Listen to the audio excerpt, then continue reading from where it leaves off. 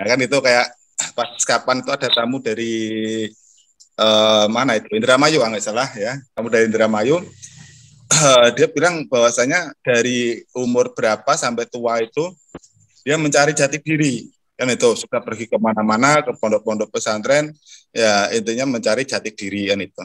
Nah saat itu aku tanya juga sama beliau, apakah kamu sudah dapatkan jati dirimu kan itu. uh, Ternyata bapak itu pun juga masih bingung kan itu, nggak ngerti. Sampai sekarang saya belum menemukan jati diri saya itu siapa. Nah kan begitu. Nah kemudian di kemarin, di minggu kemarin kalau nggak salah ya, nah itu juga sudah tak kabarkan. Kalau memang kalian tuh mencari tidak mendapatkan jati dirimu, ya nggak usah dicari lagi. Jadi hidup tuh buat simpel, nggak usah mencari jati diri lagi. Terus bagaimana? Ya kita ciptakan aja jati diri kita. Kenapa kita harus mencari? Kita buat jati diri kita, ya. Jadi kalau memang dicari itu kok kesulitan, ya nggak usah dicari lagi. Jadi hidup tuh nggak usah dibuat ngoyo, ya kita buat aja jati diri kita. Nah, jati diri kan sebetulnya hal yang orang bisa lihat dari kita. Ya, itulah jati diri. Jadi bukan hal aneh-aneh. Sebetulnya Pak Budi yang mana sih? Nah, Pak Budi yang mana sih? Ya, pasien begitu. Nah, apalagi kalau di tempat Pak Budi itu ada 3 Pak Budi. Pasti akan ditanyakan, Pak Budi yang mana? Nah, itulah jati diri sebetulnya, identitas. Ya, jadi jati diri, identitas. Nah, itulah yang yang sebenarnya sebetulnya.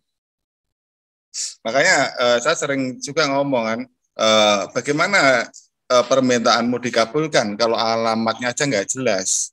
Nah, biar dikabulkan bagaimana? Ya buatlah KTP. Nah, kan itu, buatlah KTP atau identitas diri, biar kalian punya alamat yang jelas. Nah, jati diri kalian itu bagaimana? Nah, itu loh ya. Jadi bisa itu nggak perlu kalian cari ya, nggak perlu kalian itu pergi berburu kemana-mana ya. Kalian tidak perlu membayar untuk amalan, wiridan macam-macam ya, hanya untuk jati diri itu bodoh sekali ya. Tapi mulai sekarang kalian harus menyadari bahwa jati diri itu adalah identitas diri kalian ya, dan kalian bisa memperoleh itu tidak mencari, tapi apa, dengan membangun diri kalian ya. Contoh, Pak Budi ingin memiliki jati diri jujur, maka bagaimana Pak Budi akan menjunjung tinggi tentang kejujuran tersebut. Nah, maka saat orang bertanya Pak Budi yang mana, Pak Budi itu loh yang orangnya itu sangat jujur sekali. Nah, itulah jati diri. Nah, jadi memiliki sesuatu yang lebih dari apa yang dimiliki orang lain, ya itulah jati diri. Jadi bolehlah semua orang jujur, tapi aku Pak Budi lebih jujur daripada orang-orang lain. Kenapa? Karena kejujuran mereka itu cuma sebatas ini. Nah, begitu ada begini, mereka akan berbohong dengan alasan bawang putih dan sebagainya. Tapi aku nggak mau seperti itu. Nah, kalau memang A ya aku katakan A, kalau memang B ya aku katakan B. Nah, itu juga bisa menjadi jati diri kalian. Nah, terus kemudian bicara tentang benar, juga begitu. Aku ingin memiliki kebenaran. Jadi apapun yang aku sampaikan itu harus benar, walaupun itu tentangan dengan semua yang ada atau yang semua yang sudah menjadi budaya ya. Tapi kalau memang itu benar, pasti aku sampaikan dengan kebenarannya. Nah, itu juga merupakan jati diri. Ya, jadi sesungguhnya ya jati diri itu bukan untuk dicari, tapi harus kalian sadari bahwa jati diri itu adalah sebuah identitas diri atau sesuatu yang mencerminkan diri kita, dan itu harus kita bangun ya dengan susah payah ya.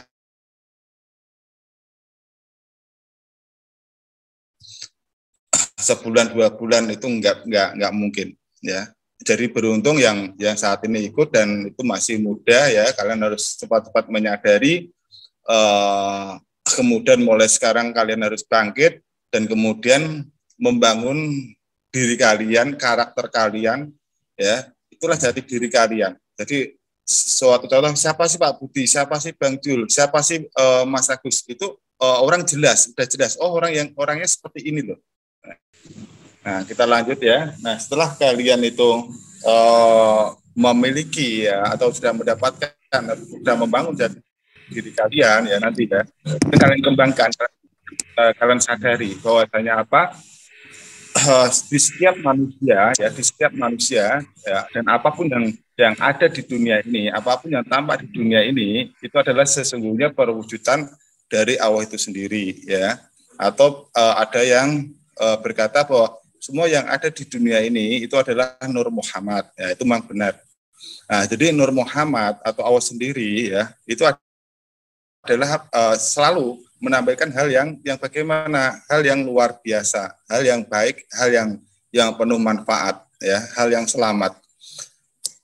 Nah, dari situlah akhirnya bagaimana kalian membangun sebuah kesadaran ya, yang dimana semua hal yang baik dalam diri kalian itu ya, amal-amal kalian, ibadah kalian, perbuatan baik lainnya dari kalian, itu semua itu sesungguhnya adalah kehendak Allah, atau semua itu adalah perwujudan dari karya Allah yang Maha Esa itu sendiri ya. Dan semua keburukan ya, semua keburukan itu datangnya dari apa? Dari karakter manusiawi, yaitu tadi apa? Kebodohan. Ya, jadi kalau ada keburukan yang timbul itu karena apa? Kebodohan kita atau kurang pengetahuan dari kita.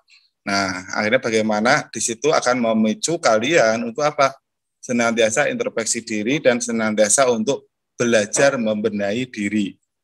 Ya, kenapa? Karena kalian menyadari bahwa semua hal yang terjadi di dunia ini, semua keburukan yang ada di dunia ini itu datang hanya semata-mata dari apa? Kebodohan kita atau kekurang tahuan kita. Ya, karena apa? Kalau Allah sendiri itu maha, ya. Allah sendiri itu sifatnya maha. Ya, maka bagaimana? Walaupun itu tampak tidak baik, tapi kalau itu karya Allah, pasti endingnya nanti itu pasti baik. Ya, endingnya pasti baik. Karena apa? Allah itu maha. Allah menciptakan, dan Allah pun juga maha membangun, Allah pun juga maha mengakhiri, dan semua ciptaannya pasti berdampak baik. Ya, maka semua kebaikan datang dari Allah, dan semua keburukan itu datang dari kebodohan kita, kurang pengetahuan kita, kurang kesabaran kita. Nah, maka disitulah akan tercipta sebuah pembangunan yang berkelanjutan. Nah, setelah manusia itu menyadari sudah memiliki jati diri atau memiliki karakter yang kuat, ya, terus kemudian memiliki sebuah kesadaran, ya akhirnya bagaimana? Barulah mereka nantinya bagaimana? Tentu akan mengenal Allah. Kenapa? Dia akan menyadari semua yang dihadapi, semua yang dihadapannya, ya tidak lain apa? Semua yang di hadapan dia tidak lain itulah perwujudan Allah. Nah, kalau seseorang itu sudah menyadari bahwa semua yang ada di hadapan itu di hadapannya itu adalah perwujudan Allah, akhirnya bagaimana? Mereka menjadi orang yang merdeka.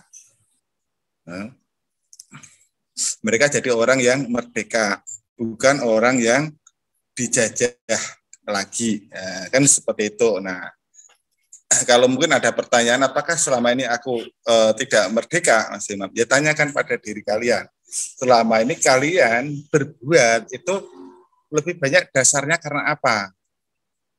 Ya, kalau kalian berbuat dasarnya itu karena firman Allah ya, semata, berarti kalian merdeka. Tapi kalau kalian ya selama ini kok bersedih atau berbuat ini itu, tapi dasarnya karena nggak enak sama teman, nggak enak sama tetangga, nggak enak sama kaum dan lain sebagainya, ya berarti bagaimana? Ya kalian hidup kalian masih dijajah.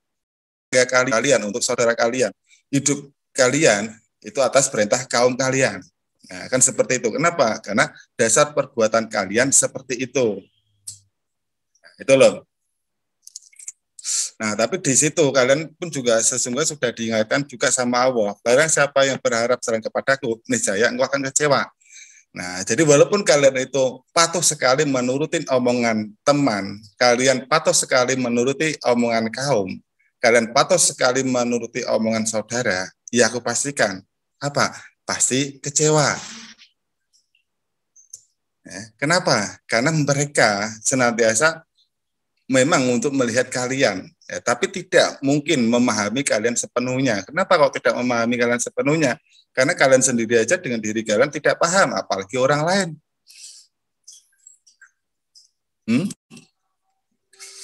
Ya kan? Karena kalian sendiri saja tidak paham tentang diri kalian. Bagaimana orang lain bisa memahami diri kalian?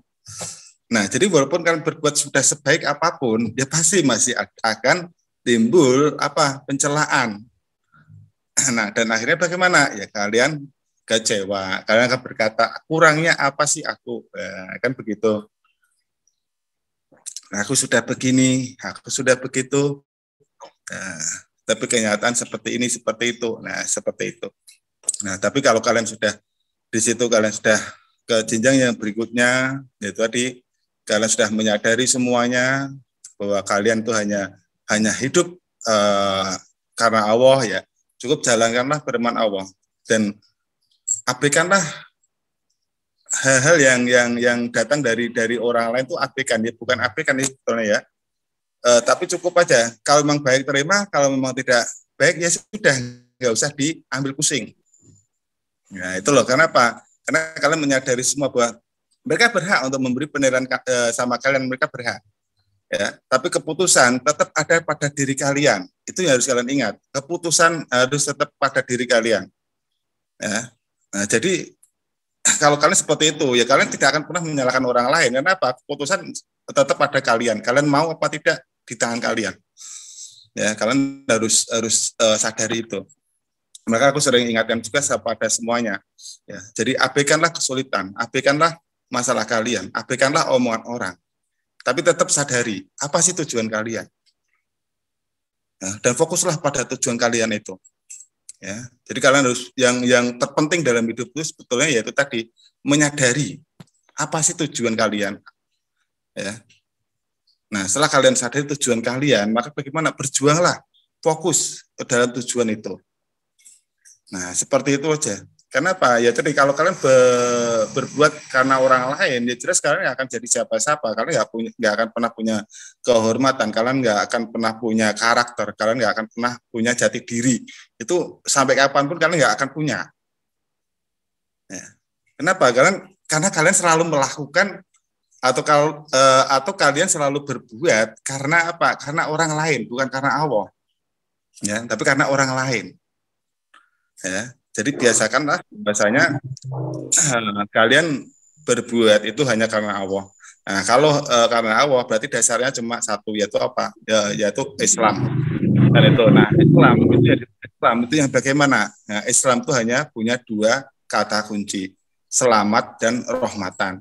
Nah, selamat itu berarti bagaimana? Ya jaga pikiran kalian, ucapan kalian, perbuatan kalian. Ya, terus kemudian untuk apa? Untuk menuju yang namanya selamat tadi, rahmatan tadi. Nah, jadi kalau kalian sudah selamat, maka bagaimana? Pasti akan bergerak ke rahmatan, atau apapun yang kalian pikirkan, apapun yang kalian ucapkan, apapun perbuatan kalian, itu akan tertuju kepada manfaat ke orang banyak. Nah, kalau memang perbuatan kalian, pola pikir kalian itu sudah seperti itu, nah, bagaimana? Ya berarti kalian sudah Islam. Nah, dan itu nanti ya kalian nggak akan lagi bertanya Tuhan itu seperti apa, terus bagaimana, ya nggak akan. Dan apa, kalian sendiri akan menyadarinya. Ya, tapi kalau kalian jati diri aja masih kebingungan kan, ya walaupun Tuhan di hadapan kalian, walaupun Allah itu ada di hadapan kalian, ya kalian nggak mungkin ngerti kalau itu Allah. Jadi bagaimana mungkin kalian itu ngerti itu Allah, ya jadi ya nggak mungkin ngerti lah kan itu. Kenapa? Karena kalian aja dengan diri kalian aja nggak paham, nggak ngerti, nggak memiliki karakter. Jadi kalau lucu sekali kalau kalian ditanya nyembah siapa, nyembah Allah yang mana. Padahal walaupun Allah itu di depan kamu pun juga nggak akan ngerti kalau itu Allah. Ya, kenapa? Karena kalian tidak mengenalnya. Ya, sebetulnya ikan, ya. Aku pernah cerita tentang ikan. Ada dua ikan yang berkata bahwasanya air itu hal yang hebat, ya.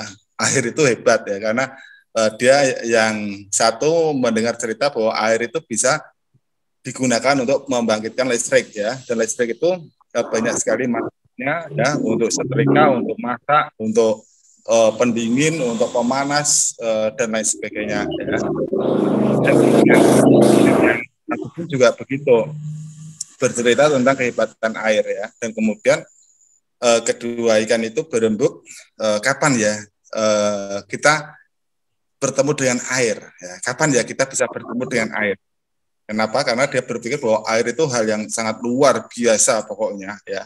Nah, tapi dia akhirnya berunding kapan kita mencari air itu, ya, dan di mana ya air itu. Nah, padahal bagaimana? Air, dia sudah hidup di dalam air. Jadi bagaimana dia bisa mencari air? Ya karena apa? Ya tidak tahu tadi. Ya. Nah, tapi di sini ya, kalau kalian tidak tahu Allah itu sebetulnya bisa dikatakan itu lucu ya. Kenapa? Walaupun orang di luar sana banyak mengatakan bahwa mengenal Allah itu ada ilmu tinggi dan lain sebagainya macam-macam. Udah. Aku nggak mau seperti itu, aku nggak mau. Nah, kenapa? Bagiku nggak ada ilmu tinggi itu nggak ada. Ya. Nggak ada ilmu tinggi itu nggak ada. Cuma kebanyakan ilmu itu ditinggi-tinggikan agar apa? Memiliki harga jual. Nah, kan seperti itu aja sebetulnya. Jadi ilmu-ilmu dari awal tuh kebanyakan tuh cuma ditinggikan, ya dipoles, ya agar apa? Agar memiliki nilai jual. Itu yang jelas. Ya. Kenapa? Aku katakan tidak sudah membuka rahasianya di lewat kitab-kitab suci, ya. Jadi kalau sudah dibuka sendiri sama Allah, lalu mana yang dikatakan orang hebat, mana yang dikatakan orang itu memiliki ilmu tinggi? Ya nggak ada. Kenapa? Ya, karena sebetulnya nggak rahasia kok. Karena di semua kitab suci sudah ada, sudah dijelaskan kok. Ya. Jadi kalau kalian justru sampai saat ini nggak kenal Allah ya sangat rugi. Ya. Jadi hal pertama yang harus kalian lakukan apa? Lepaskanlah ya pengaruh hipnotis. Ya, lepaskan pengaruh hipnotis dari orang-orang yang kalian kenal dulu. Ya. Jadi Allah itu memang nyata, Allah itu bisa dilihat, Allah itu nyata. Ya, jadi jangan berkata lagi bahwa ilmu menuju Allah itu sangat luar biasa, sangat tinggi, enggak. Ya, kenapa? Karena Allah sendiri sudah memberi jalan kok. Ya, kecuali kalau Allah nggak memberi jalan dan aku buatkan jalan atau orang lain buatkan jalan, maka orang itulah hebat. Kenapa? Karena mampu membuat jalan menuju Allah, mampu menunjukkan Allah, itu hebat. Nah, tapi kalau Allah sendiri sudah menunjukkan, lalu hebatnya yang menyampaikan di mana? Terus ilmu yang hebat itu di mana? Ya. Di Al-Quran sudah dijelaskan ya, bahwasanya apa? Dimanapun ngomong hadap, itulah wajah Allah. Nah, coba kalian ulang-ulang terus. Kalian mau tidur, ya. Dimanapun aku menghadap, itulah wajah Allah. Barat dan timur itu adalah milik Allah. Ya, dimanapun aku menghadap, itulah wajah Allah. Barat dan timur itu milik Allah. Ulang-ulang dalam pikiran kalian agar apa? Pengetahuan itu bisa mendobrak ya, atau bisa menggeser hipnotis yang kalian terima puluhan tahun sebelumnya ya. Kenapa? Sebelum kalian lahir hipnotis itu sudah ada masalahnya. Jadi untuk menghilangkan begitu saja dalam kehidupan kalian, dalam pemikiran kalian, ya aku sadari itu tidak mudah. Itu sangat sulit. Ya. Jadi dalam sebelum kalian tidur ya, daripada kalian membayangkan utang kalian, membayangkan masalah kalian, membayangkan kesulitan kalian ya, lebih baik bagaimana? Selalu fokus saja sambil dalam hati katakan bahwasanya dimanapun aku menghadap itulah wajah Allah. Ya, dimanapun aku menghadap itulah wajah Allah. Itu diresapi benar. Ya. Nah, kalau kalian lakukan itu, insya Allah lah, kalian akan menyadari bahwa selama ini kita senantiasa bersama Allah. Selama ini kita senantiasa disertai Allah. Selama ini yang kita hadapi adalah sebuah percakapan. Percakapan dengan siapa? Percakapan sama Allah. Nah, kalau sudah seperti itu, maka bagaimana? Nggak akan ada jin, setan, demit yang mampu mendulit kalian ya. Kalau orang Jepang bilang gitu ya. Nggak akan ada yang berani ganggu kalian. Ya, dan nggak ada orang yang sanggup memerintah kalian. Ya, mengendalikan kalian. Nggak akan ada. Ya, hanya Allah yang akan sanggup mengendalikan kalian. Kenapa? Karena kalian sudah memahami benar apapun yang akan terjadi dan apapun yang harus kalian terima dalam kehidupan ini. Nah, seperti itu. Nah, dan orang-orang luar sana kalau sudah seperti itu akan mengatakan Anda luar biasa. Nah, kan seperti itu aja. Tapi kalau menurutku ya itu ada, nggak ada sih orang yang luar biasa, nggak ada orang yang hebat, nggak ada ilmu tinggi. Itu bagiku pribadi itu memang nggak ada. Ya, kenapa? Karena ya semua sudah ditunjukkan Allah. Nah, itulah, cuma kita aja mau nggak menerima petunjuk Allah itu, atau lebih percaya dengan ya yang lain. Nah, seperti itu aja. Nah, di sini ada pertanyaan.